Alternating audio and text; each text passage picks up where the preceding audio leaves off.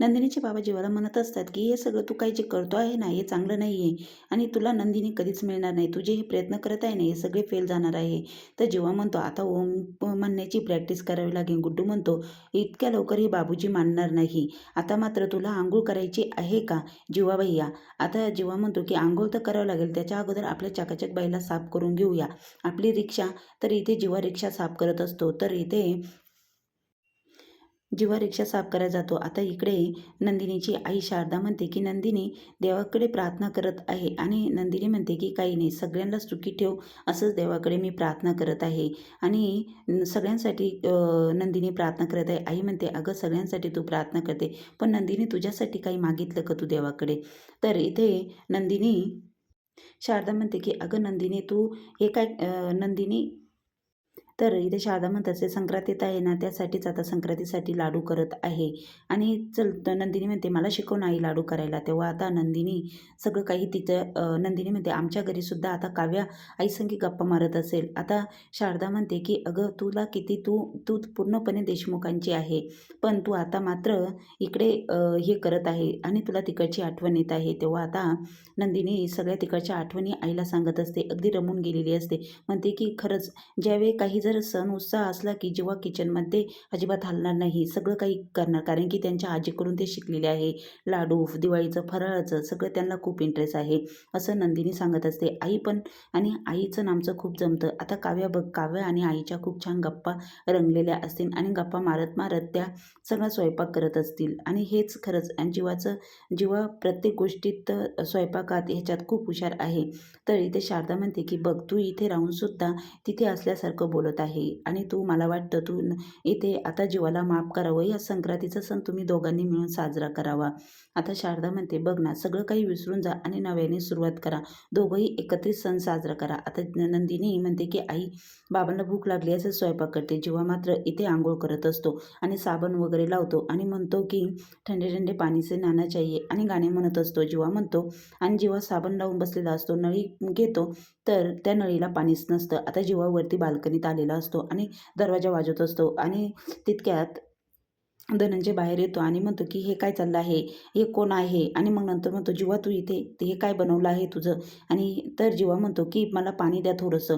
आणि मग शारदा ही बाहेर येते. ती धनंजय म्हणतो, की "अजिबात कोणी पाणी द्यायचं नाही." नंदिनीला जीवाचा अवतार बघून खूप हसायला येत असतं आणि जीवा तसा साबण लावून वरती आलेला असतो. तेव्हा शारदा म्हणते, "असं काय हिटलरसारखे वागत आहे? बघा जावई बापू हे काय केलं आहे?" तेव्हा आता इथे जीवा म्हणतो, की "सासूबाई मला थोडंसं पाणी द्या." आणि तिकडे नळीला पाणीच नाही. तेव्हा आता नंदिनी म्हणते, "आज खरंच पाणी राहणार नव्हतं. पाणी लवकरच जाणार होतं. लवकर उठून लवकर अंघोळ करायची ना."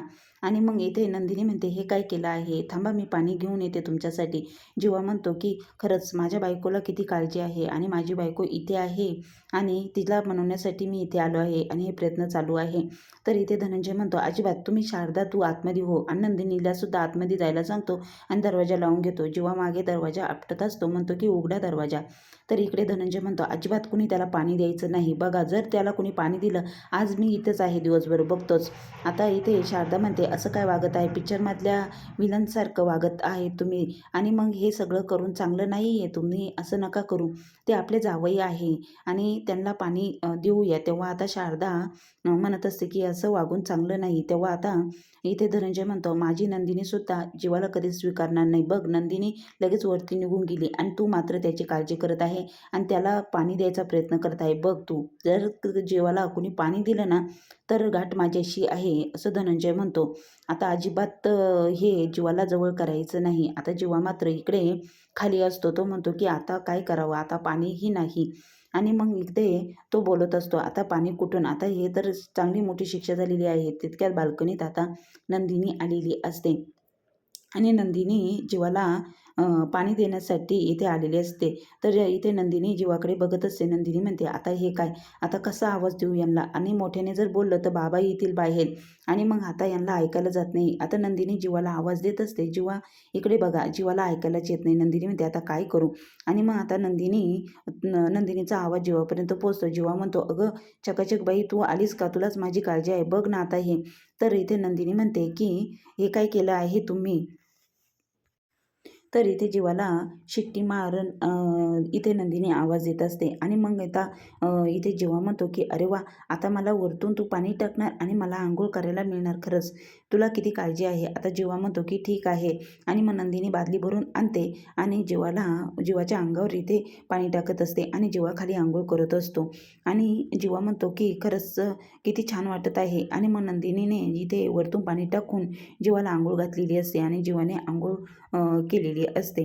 आणि हे दृश्य जेव्हा गुड्डू बघतो तो गुड्डू म्हणतो खरंच माझी पिंकी कधी मला असं आंघोळ घालेल. आणि मग जेव्हा इथे गुड्डू इस्त्री करून आलेला असतो, गुड्डू म्हणतो अरे वा, नंदिनी ताई बघ ना जीवाला कशी बाल्कनीतून आंघोळ घालत आहे, अरे वा किती छान दृश्य आहे. आणि मग हे सगळे बघून गुड्डूला खूप आनंद होतो. गुड्डू म्हणतो एक ना एक दिवस अशीच पिंकी मला आंघोळ घालेल असं गुड्डू म्हणतो आणि ते बघत असतो. आता इथे जीवा नंदिनीसोबत बोलत असतो आणि कविता तयार करत असतो आणि नंदिनीला ती कविता ऐकवत असतो आणि नंदिनी ती कविता ऐकून घरात निघून जाते. आणि मग जीवासुद्धा जीवाची आंघोळ झालेली असते. इथे पिहू तिच्या डान्सची प्रॅक्टिस करत असते आणि त्यांच्या स्कूलमध्ये कार्यक्रम असतो म्हणून त्या प्रॅक्टिस करत असतात. तेव्हा रम्या म्हणते अरे तुमच्या ह्या गाण्यावरती मी तुम्हाला एक स्टेप सांगते. आणि रम्या स्टेप सांगत असते. पिहू म्हणते अजिबात नाही, त्यामध्ये साडीचा लूक हवा आहे. तितक्यात काव्या साडी घालून खाली आलेली असते आणि सगळे तिच्याकडे बघतच राहतात. तर रम्या पण बघत असते. तेव्हा पिहू म्हणते की अरे वा, हिच्यासारखं लूक पाहिजे. आणि मग तिथे काव्या साडी घालून आलेली असते आणि सगळेजण त्या काव्याच्या नवीन लूककडे बघत असतात आणि सगळे शॉकिंग असतात. तेव्हा आता काव्या पिऊला इथे पप्पी देत असते आणि इथे येता येता इथून पाठ चाललेला असतो आणि पाठच्या हातामध्ये पेपर्स असतात आणि काव्याचा धक्का लागताच पेपर्स खाली पडतात आणि काव्या पडणार असते. तर तितक्यात पाठ काव्याला वाचवतो आणि दोघेही इथे काव्या आणि पाठ डान्स करायला लागतात. हे सगळं बघून रम्याचा जळफळाट होत असतो आणि दोघेही नाचायला लागतात. थोड्या वेळापुरतं पाठला काहीच आठवण राहत नाही आणि मग पडण्यापासून पाठ तिथे काव्याला वाचवतो आणि मग दोघेही एकमेकांकडे बघतच असतात. आता इथे रम्याला मात्र खूप वाईट वाटत असतं. रम्या त्यांच्याकडे बघत असते आणि रम्या पुढे जायला निघते आणि रम्या तिथून काव्याला ऐकवायलाच जात असते. तितक्यात जाता जाता रम्याचा पाय घसरतो आणि रम्या जोरात आपटते आणि रम्या पडल्याच्या नंतर पिहू आणि मानिनी काकू ह्या सगळ्या हसायला लागतात आणि रम्या जोरदार पडते. तरी पार्थ आणि काव्याचं लक्ष रम्याकडे नसते. ते दोघे एकमेकांमध्ये होऊन गेलेले असतात. तेव्हा मात्र काव्या म्हणते की आता मात्र सोडा मला, आता किती वेळ पकडून राहणार आहे. तेव्हा आता रम्या बोलते की अरे पार्थ, मी इथे खूप जोरात पडलेली आहे, मला हात दे.